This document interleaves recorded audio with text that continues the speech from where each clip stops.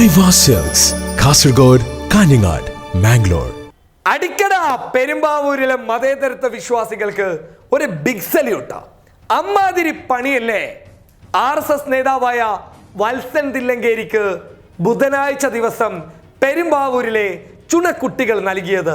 ഒരിക്കലും മറക്കാൻ പറ്റാത്ത ഒരു പുതിയ ഓർമ്മ തന്നെയല്ലേ RSS നേതാവിന് പെരുമ്പാവൂരിലെ ജനങ്ങൾ നൽകിയത്. ബിഗ് സല്യൂട്ട് സുഹൃത്തുക്കളെ. ഇതാണ് വേണ്ടത്. ഇതാണ് കേരളത്തിന്റെ ആർജവം, കേരളത്തിന്റെ ശക്തി. പറഞ്ഞു വരുന്നത്, ബുധനാഴ്ച ദിവസം വൈകുന്നേരം പെരുമ്പാവൂരിൽ ജനജാഗ്രതാ സദസ്സ് സംഘടിപ്പിക്കുകയായിരുന്നു BJPയും RSSും.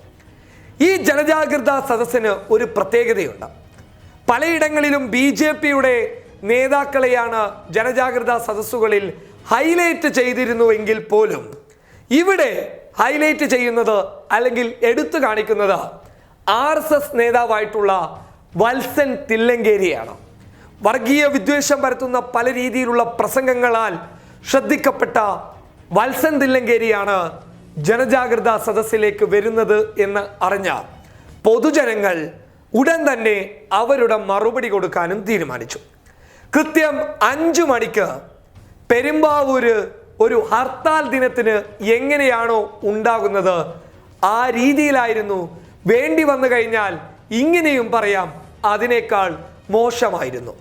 ജനജാഗ്രതാ സദസ്സ് സംഘടിപ്പിക്കുന്ന പെരുമ്പാവൂരിലെ എല്ലാ കടകളും അടയ്ക്കുകയും, അതായത് എല്ലാ കടകളും എന്ന് പറയുമ്പോൾ ക്രിസ്ത്യാനികളുടെ, ഹൈന്ദവരുടെ, മുസ്ലിങ്ങളുടെ, അങ്ങനെ എല്ലാവരുടെയും കടകൾ അടയ്ക്കുകയും അവരൊക്കെ വീട്ടിലേക്ക് പോവുകയും ചെയ്തു.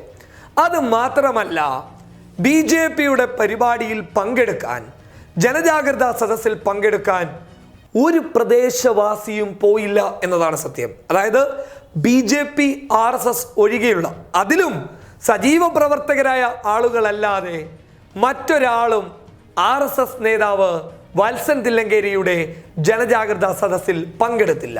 നല്ലവരായ ഹൈന്ദവ വിശ്വാസികളൊക്കെ അവരുടെ വീടുകളിൽ തന്നെ നിൽക്കുകയും ഇതിനോട് അവർ അവരുടേതായ രീതിയിൽ ഒരു പ്രതിഷേധം അറിയിക്കുകയും ചെയ്തു. ഇതാണ് പെരുമ്പാവൂരിന്റെ വിജയം. വത്സൻ തില്ലങ്കേരി പ്രസംഗിക്കുമ്പോൾ കസേര നിരക്കാൻ വേണ്ടിയിട്ട് തൊട്ടടുത്തുള്ള പ്രദേശങ്ങളിൽ നിന്ന് RSSകാരെയും BJP പ്രവർത്തകരെയും കൊണ്ടുവന്ന് കസേരകൾ നിറക്കാൻ BJPക്കാർക്ക് സാധിച്ചു എന്നുള്ള കാര്യം ശരിയാണ്. പക്ഷേ ഒരാള് പോലും ആ പ്രദേശത്ത് നിന്ന് ആ പരിപാടിയിൽ പങ്കെടുത്തില്ല. എല്ലാവരും കടകൾ അടച്ചു പോയത് കൊണ്ട് തന്നെ വത്സൻ തില്ലങ്കേരി തനിക്ക് പറയാനുള്ളത് പെട്ടെന്ന് തന്നെ പറഞ്ഞു തീർത്ത് കണ്ടം വഴി ഓടുകയായിരുന്നു. ഇതാണ് കേരളത്തിന്റെ പ്രതിഷേധം. ഇനി ഒരു കാര്യം നിങ്ങൾ മനസ്സറിഞ്ഞ് തിരിച്ചറിഞ്ഞുകൊള്ളുക, ഇവിടെ ജനജാഗ്രതാ സദസ്സ് സംഘടിപ്പിക്കുന്നത് നിങ്ങൾക്ക് വേണ്ടി മാത്രമാണെന്ന കാര്യം ഇനിയെങ്കിലും തിരിച്ചറിയുക. News desk public Kerala.